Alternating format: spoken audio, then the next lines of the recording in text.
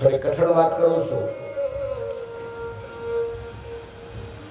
સાવધાન.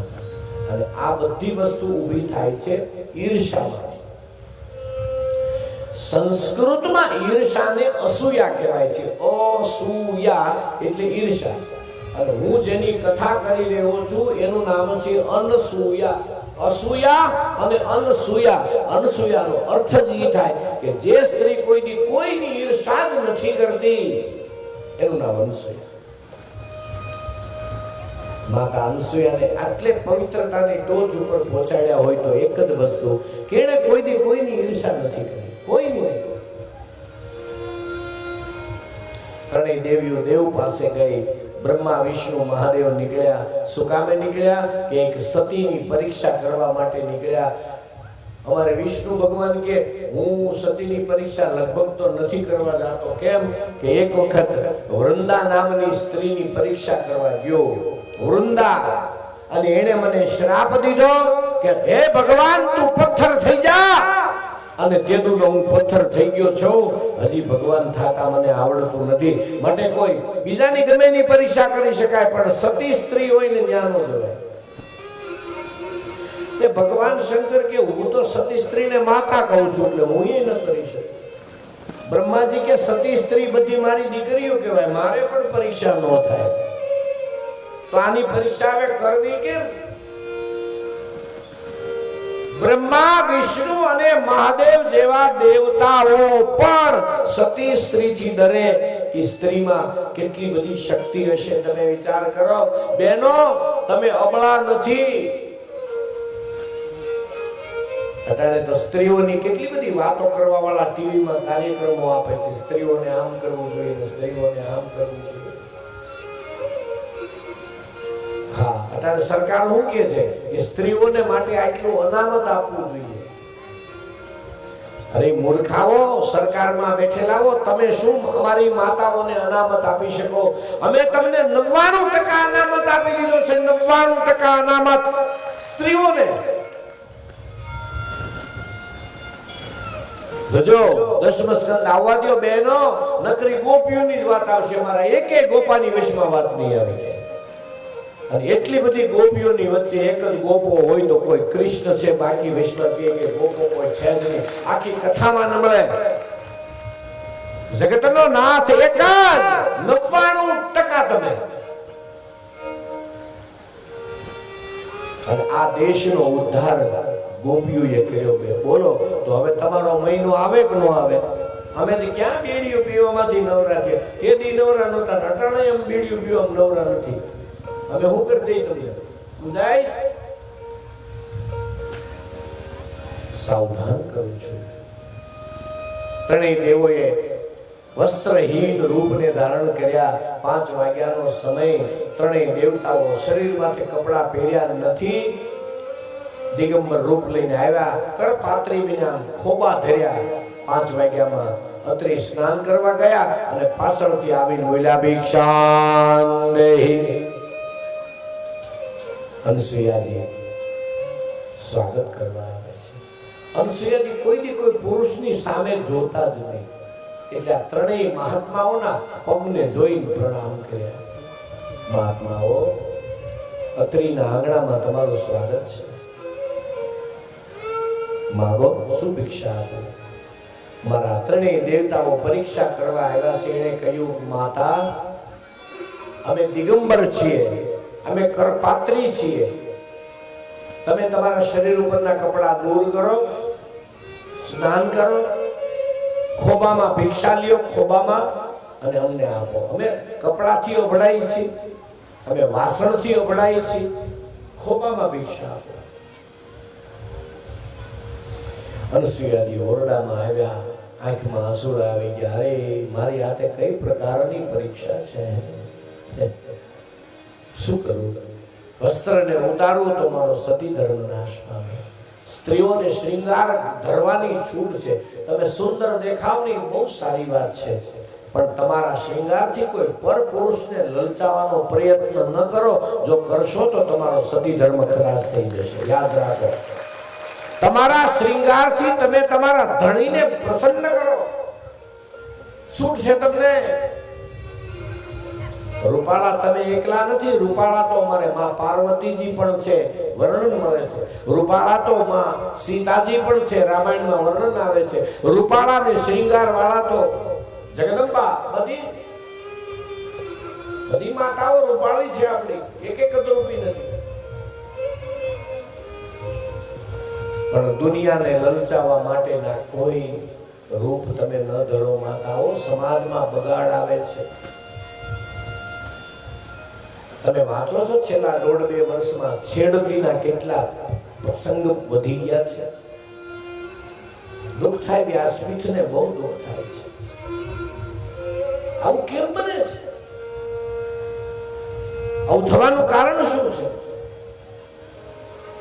આપણે આપણા થોડાક ધર્મને મૂકીને કપડા પહેરીએ છીએ ને એટલે આ બધું. માફ કરજો માતાઓ મને, તમે તમારા બાળકોને 8-10 વર્ષની દીકરી થઈ જાય ને પછી એવા ખરાબ કપડા ક્યારે પહેરાવતા? મારી કથા સાંભળો તો આટલું તો ઘેરે લઈને જાઓ. આપણા સંસ્કાર બગડી જાય, આપણા સંસ્કારને લાંછન લાગે એવી આપણી દીકરીને ન પહેરાવે. જોધપુર, બીકાનેર, અજમેર, ઉદયપુર આ રાજસ્થાનના શહેરો છે. હું તો ખૂબ જીવ્યો છું અને ત્યાં તમે આવી શેરીઓમાં નીકળો ને તો બહેનોએ ઘૂમતા તો કાઢ્યા હોય પણ પગની પાની ન દેખાય એટલા સરસ કપડા પહેર્યા હોય છે. તો રાજસ્થાનમાં કેમ કે બળાત્કારના કેસ બનતા નથી ભલા? અને આ ગુજરાતમાં કઈ મર્યાદાનો ઉલાળ્યો કર્યો કે આ બધું બને છે? આજે પણ ગિરાસદારો, ગરાસિયા, રાજપૂતો, કાઠી દરબારો, કેમ એના ઘરમાં ક્યાંય આવું બનતું નથી? કઈ કોમે સંસ્કાર મૂક્યા ને ક્યાં બધું વધી ગયું? જરા વિચાર કરો. મારી પોથી તો તમને બધી વાતો કરશે. અને પછી કહીએ હું ખબર છે સમાજ બગડી ગયો છે, સરકારમાં કાંઈ નથી. એટલે તારા ઘરના સંસ્કાર તો જો, પછી સરકારની વાતો કરી. સાવધાન કરું છું. મેં તો ગીરમાં પણ બહુ કથાઓ કરી છે. 18-20 વર્ષની ભરવાડની કે રબારીની કે આયરની દીકરીઓ, હાથમાં એક મોટી લાકડી હોય. રબારી, આયર અને ભરવાડની દીકરીઓ ગીરમાં પોતાના ઢોરા ચારતી હોય ને, એ દીકરીને મૂળ બીક ન હોય. કોઈના બાપની તાકાત નથી કે એને કોઈ આંગળી ઝીંગી શકે. કોઈના બાપની તાકાત નથી આ રબારી, ભરવાડ કે આયરની દીકરીને કોઈ આંગળી ઝીંગી શકે. અને ઓલી જો કોઈ કાંઈ કર્યું તો એક જ ગેબા ભેગી મારી હોત નાખી હોય. સમજાય? બે બાજુથી કથા કરતો જાઉં છું, માફ કરજો. ટૂંકા કપડા પહેરાવે દીકરીને, પાછા માવતર રાજી થાય. રાજી થઈને કે હવે તો આવી ફેશન છે, એમ આપણી બા આવા પહેરતા, આ ફેશન કહેવાય? માફ કરજો મને. ટૂંકા લુગડા પહેરવાથી પણ દોષ લાગે છે, દોષ લાગે છે. જો આપણી માં આશાપુરા હોત માથે ઓઢતી હોય ને તો માથે ઓઢવું એ આપણા ફેશન નહીં, આપણા સંસ્કાર છે. અને ઉઘાડે માથે ગમે એમ રહેવું ઈ એને શું કહેવાય? જવા દો, માન કરી વાત.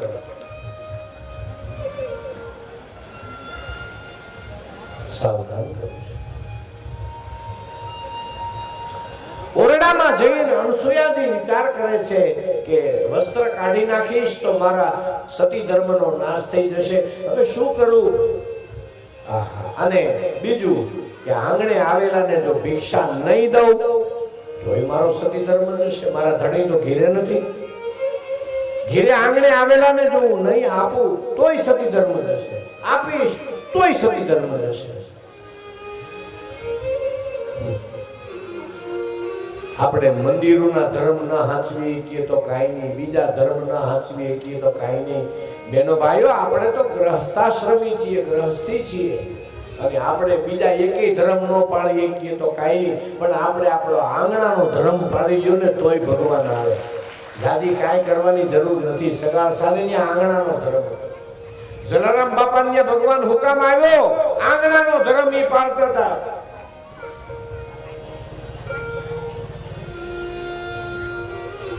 હા, માનવીની પાસે કદી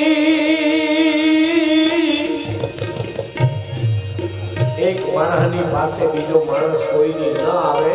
કવિ કાગબાપુ કહે છે માનવીની પાસે કદી અરે માનવી નહીં આવે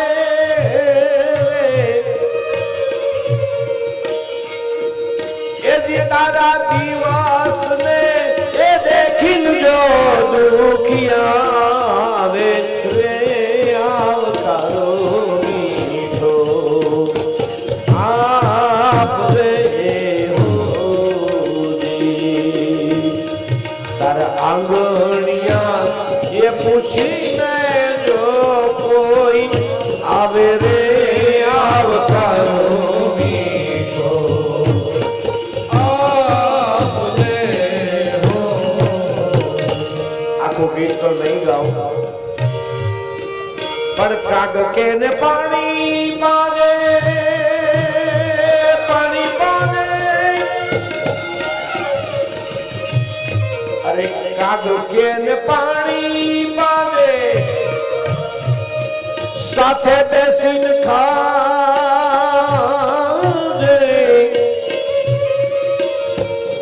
ઓલા ભાઈ કે તબલું વડાય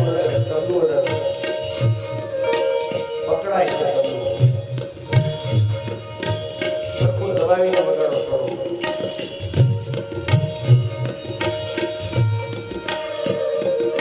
કાગ કે ને પાણી નું પાદે ભૈલા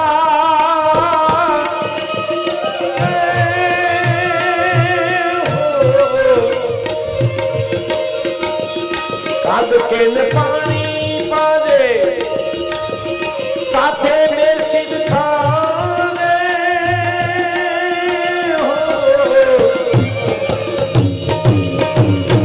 અને જાપારે સુધી અને વણાવવા જાને રે આવતારો મીઠો આપ દે હો અરે જાપા હું દે રામ એ રોજી આવો ને મારી ઘરે ખાસ આવજો. અરે જાપા હું હાલો જાપા રે હું ને વણાવવાને જાજે રે આવતારો મીઠો આપ દે હો જી તારા આંગણિયા એ પૂછીને જો કોઈ આવે રે આવતારો મીઠો આપ દે હો અરે તારે કાને કોઈ દુઃખ સંભળાવે ભાઈ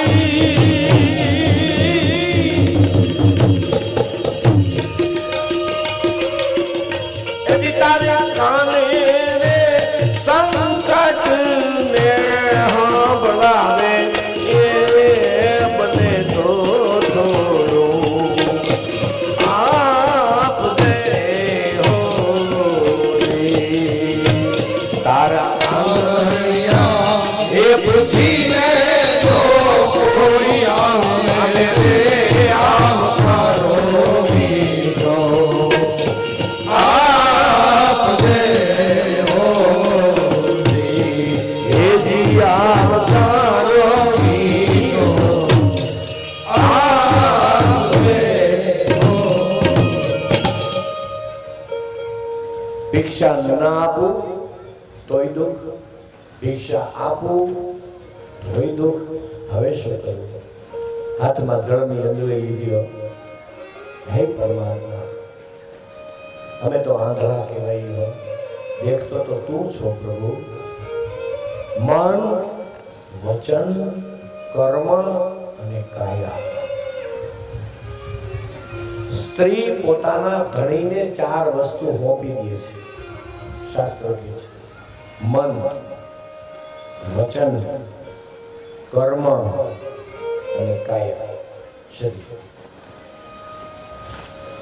મેં મન વચન કર્મ કાયાથી મેં મારા ધણીની જો સેવા કરી હોય અને પરપુરુષ મારે મન ભાઈ દીકરા તુલ્ય બાપ તુલ્ય હોય, હે પરમાત્મા આ ત્રણેય મહાત્માઓ જે હોય પણ 100 મહિનાના બાળક થઈ જાઓ.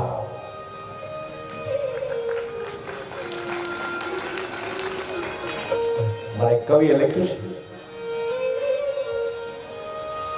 છે એ જી પાણીની અંજલી એ સતીએ આમ છાંટી જોજો આટલી જ વારો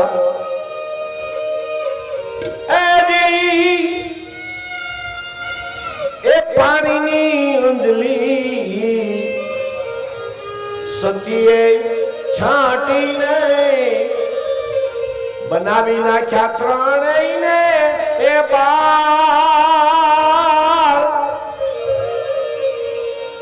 હવે બાળક બની ગયો પછી તો ખોળામાં લીધા. પછી ક્યાં અડવા વાંધો હતો? પછી તો 6 મહિનાનું છોકરું હોય ને પછી માએ કપડા પહેર્યા હોય નો પહેર્યા હોય કાંઈ જરૂર નહીં. એ માએ ખોળામાં લઈ લીધા પ્રભુને.